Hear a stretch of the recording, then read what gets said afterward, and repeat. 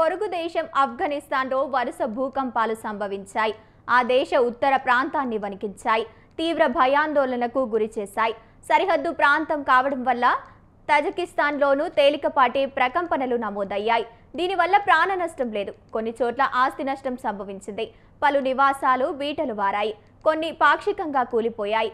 ఆఫ్ఘనిస్తాన్లో 2 రోజుల్లో భూమి ప్రకంపనలు ఇది మూడోసారి. ఆ దేశ ఉత్తర ప్రాంతాల్లో ఈ 3 భూకంపాలు కూడా నమోదు కావడం ప్రాధాన్యతను సంతరించుకుంది.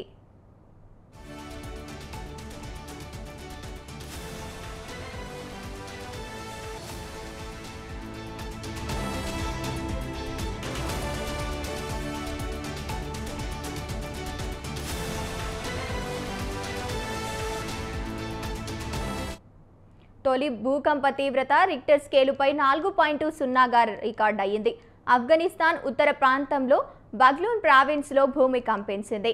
ఉపరితలం నుంచి 125 కిలోమీటర్ల లోతున టెలిక్ట్రాలు ప్లేట్స్లలో చోటు చేసుకుంటున్న పెను కదలికల వల్ల భూమి ప్రకోపించినట్లు నేషనల్ సెల్మాలజీ సెంటర్ వెల్లడించింది.